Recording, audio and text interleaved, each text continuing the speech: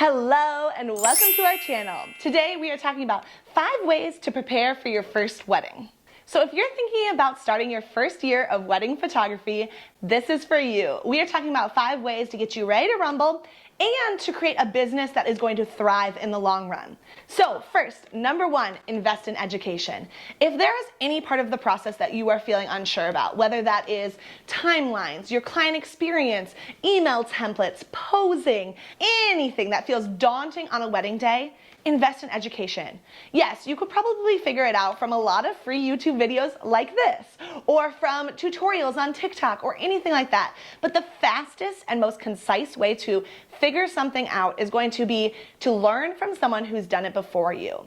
There are tons of amazing photography educators that are going to lay out a step-by-step plan to get you from point A to point B in the fastest way possible. So again, there's YouTube tutorials everywhere, but from A to B, they might take you over here, they might take you here, they might take you here, and at the end of the day, they may not quite get you to B. Versus an educator who's been down the road before you is going to show you exactly what you need to do.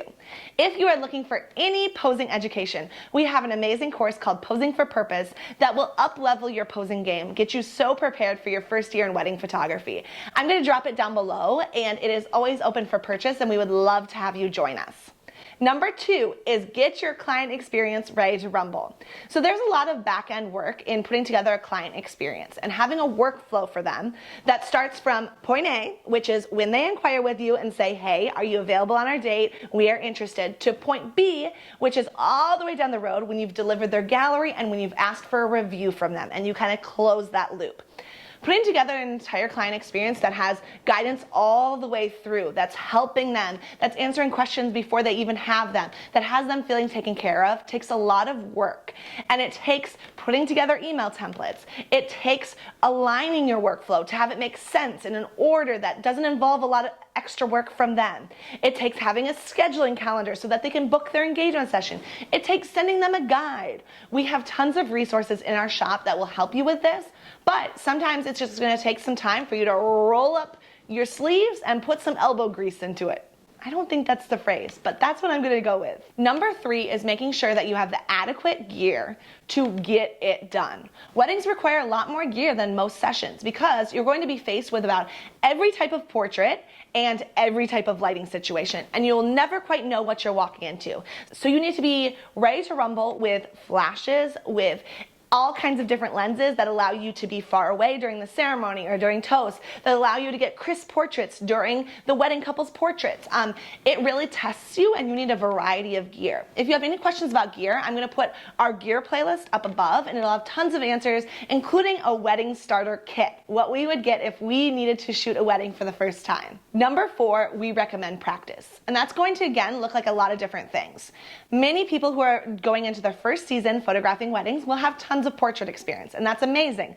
But most of that portrait experience will be outdoors, an hour and a half from sunset in a beautiful golden hour. We recommend practicing a lot of different scenarios, whether that's in your basement, in the almost dark with your child or with your pet, or whether that's portraits indoors. Maybe that means scheduling a studio session so you can practice indoor portraits because that might not be your forte. That's something that might make sense to shoot for free as a portfolio builder. We have a video that is called When Should I Shoot for Free? And I'm going to put that up above for you so that you can go check that out. And in that video, we'll go through a couple different scenarios. And one of them is, how can I build up my portfolio in certain cases? And in this case, we think it makes sense to shoot for free for you to get practice, so you can walk into a wedding day feeling confident. And finally, number 5, we recommend second shooting. There is nothing like in-person experience to be able to see how the lead shooter handles an entire day, handles lighting throughout the day, handles every single person they interact with, from planners to other vendors to the family to random guests at cocktail hour. There is nothing that can beat that in-person experience, and so we really recommend second shooting as much as possible. So if you're thinking about going into your first wedding season, we are so pumped for you. If you're already booked, ready to rumble, let's get going. We recommend taking all 5 of these steps so that you can get ready to rumble.